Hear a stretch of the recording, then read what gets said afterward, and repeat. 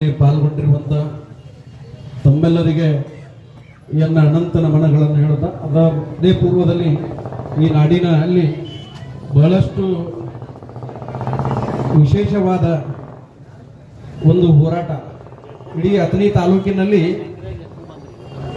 ಅತಿ ಹೆಚ್ಚು ಸಕ್ಕರೆ ಕಾರ್ಖಾನೆಗಳುಳ್ಳ ಒಂದು ನಮ್ಮ ತಾಲೂಕ ಕರ್ನಾಟಕ ರಾಜ್ಯದಲ್ಲಿ.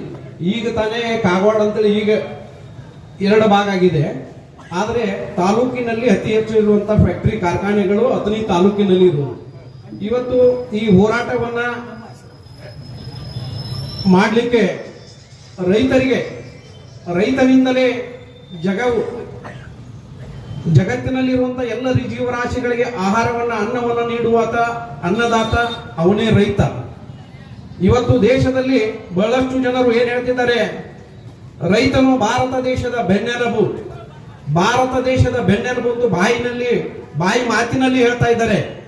ಆದರೆ ಎಲ್ಲರೂ ರೈತನನ್ನ ಹತ್ತಿಕ್ಕುವಂತ ಕೆಲಸವನ್ನ ಮಾಡ್ತಾ ಇದ್ದಾರೆ. ಇವತ್ತು ಅಥಣಿ ತಾಲೂಕಿನಲ್ಲಿ ಈ ಒಂದು ಹೋರಾಟಕ್ಕೆ ನಮ್ಮ ವಕೀಲರ ಸಂಘ ಇವತ್ತು 3ನೇ ದಿವಸ ಕೋರ್ಟಿನ ಕಾರ್ಯಕಲಾಪಗಳಿಂದ ಹೊರಗಡೆ ನಿಂತು ಎಲ್ಲ ಕಾರ್ಯಗಳಿಗೆ ಬಹಿಷ್ಕಾರ ಹಾಕಿ ಈ ರೈತರನ್ನ ಬೆಂಬಲಿಸುವಂತ ನಿಟ್ಟಿನಲ್ಲಿ ಈ ಒಂದು ಸಂಘ ಇನ್ನು ಮುಂದೆ ಸಹ ಈಗೆಲ್ಲ ಇನ್ನು ಬರುವಂತ ದಿನಮಾನಗಳಲ್ಲಿಯೂ ಸಹಿತ ರೈತರ ಪರವಾಗಿ ನಮ್ಮ ವಕೀಲರ ಸಂಘ ಇದೆ ಅನ್ನುವಂತ ಈ ಮಾತನ್ನ ಈ ಸಂದರ್ಭದಲ್ಲಿ ಹೇಳಲಿಕ್ಕೆ ಇಚ್ಛೆ ಪಡುತ್ತಿದ್ದೇನೆ. ನಾನು ಒಂದು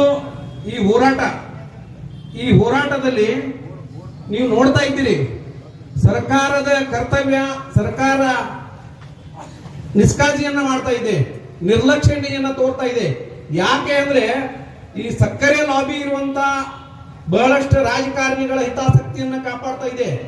ಆದರೆ ಇವತ್ತು ನೀವು ಏನೇನೋ ಮಾಡ್ತಾ ಇದ್ದೀರಿ, ಹೆಂಗೆ ವೈಭವವಾಗಿ ಜೀವನವನ್ನು ಮಾಡ್ತಾ ಇದ್ದೀರಿ, ಅದು ಎಲ್ಲದಕ್ಕೂ ರೈತಾಪಿ ಜನಗಳನ್ನೋದನ್ನ ಮರಿತಾ ಇದ್ದೀರಿ ನೀವು.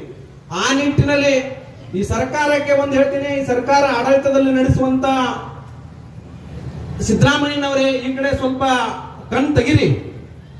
ಇವತ್ತು ನೀವು ಸರ್ಕಾರಕ್ಕೆ ಈ ಕಬ್ಬಿನಿಂದ ಒಂದು ಟನ್ನಿಗೆ ಏನು ಸುಂಕ ಬರ್ತಾ ಇದೆ ಅಂದ್ರೆ ಟ್ಯಾಕ್ಸ್ ತಗೋತಾ ಇದ್ದೀರಿ, ಅದರ ಒಳಗಿಂದ 200 ರೂಪಾಯಿ ಕಡಿಮೆ ಮಾಡಿ ರೈತರಿಗೆ ಕೊಡುವಂತ ಒಂದು ವಿಚಾರವನ್ನು ಮಾಡಿ ಒಂದು ಸಂಧಾನಕ್ಕೆ ಬರ್ಬೇಕಂತೇಳಿ ಈ ಮೂಲಕ ತಮಗೆ ನಾನು ಹೇಳ್ತಾ ಇದ್ದೇನೆ. ಇವತ್ತು ಯಾಕೆ ಈ ಮಾತನ್ನ ಹೇಳುವಂತ ಪರಿಸ್ಥಿತಿ ಬಂದಿದೆ ಅಂದ್ರೆ, ಸಕ್ಕರೆ ಕಾರ್ಖಾನೆಯವರು ನಮಗೆ ಹೆಚ್ಚಿನ ಬಿಲ್ಲನ್ನು ಕೊಡಕ್ಕಾಗಲ್ಲ ಅಂತ ಅನ್ನುವಂತ ಭಾವನೆ.